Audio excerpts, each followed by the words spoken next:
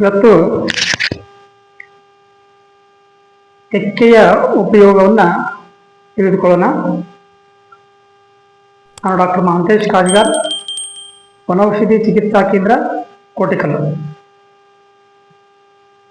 ಇವತ್ತು ವಿಶೇಷವಾಗಿ ಈ ಎಕ್ಕೆಯ ವಿಶೇಷವನ್ನು ತಿಳಿದುಕೊಳ್ಳೋಣ.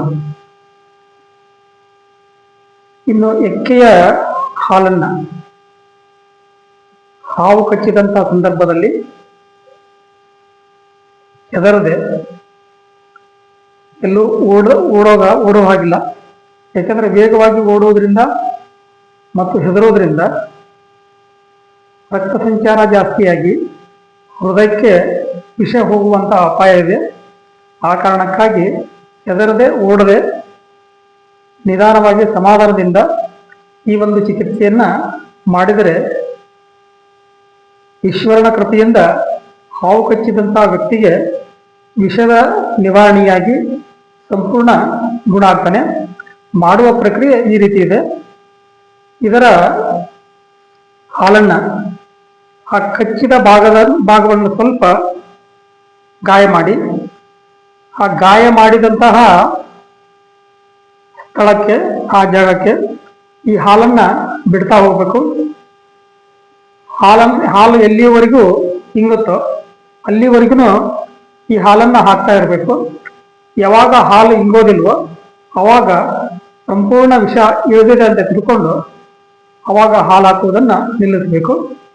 ಹೀಗೆ ಈ ಕ್ರಿಯೆಯನ್ನು ಮಾಡೋದ್ರಿಂದ, ಈ ಔಷಧಿಯ ಪ್ರಯೋಗವನ್ನು ಮಾಡಿದರೆ ವಿಷನಾಶ ಆಗುವಂಥ ಸಾಧ್ಯತೆ ಸಾಕಷ್ಟಿದೆ.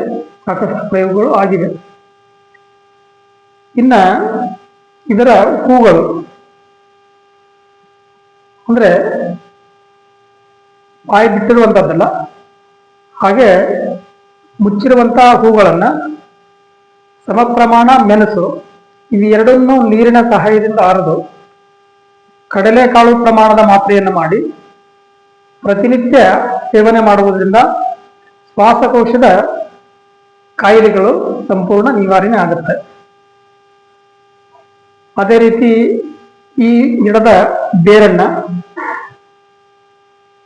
ಸ್ಪರ್ಶ ನಾಶ ಆದಂಥ ಜಾಗಕ್ಕೆ ಪ್ರತಿನಿತ್ಯ ಗೋಮೂತ್ರದಲ್ಲಿ ಲೇಪನೆ ಮಾಡೋದ್ರಿಂದ ಸ್ಪರ್ಶಜ್ಞಾನ ಕಳೆದುಕೊಂಡಿರತಕ್ಕಂಥ ಚರ್ಮ ಸಂಪೂರ್ಣ ಸ್ಪರ್ಶಜ್ಞಾನ ಬರುತ್ತೆ.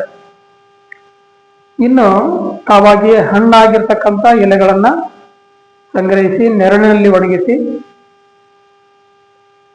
ಇದನ್ನ ಚೂರ್ಣವನ್ನು ಮಾಡಿ ಜೇನುತುಪ್ಪದೊಂದಿಗೆ ಸೇವನೆ ಮಾಡುವುದರಿಂದ ಶ್ವಾಸಕೋಶದ ಕಾಯಿಲೆಗಳು, ಗೂರಲು ಸಂಪೂರ್ಣ ನಿವಾರಣೆ ಆಗುತ್ತೆ. ಹೀಗೆ ಇವತ್ತು ಇನ್ನೂ ಸಾಕಷ್ಟು ಎಕ್ಕೆಯ ಉಪಯೋಗ ಇದೆ. ಮತ್ತೆ ಮುಂದಿನ ವಿಡಿಯೋದಲ್ಲಿ ನೋಡೋಣ. ನಮಸ್ಕಾರ.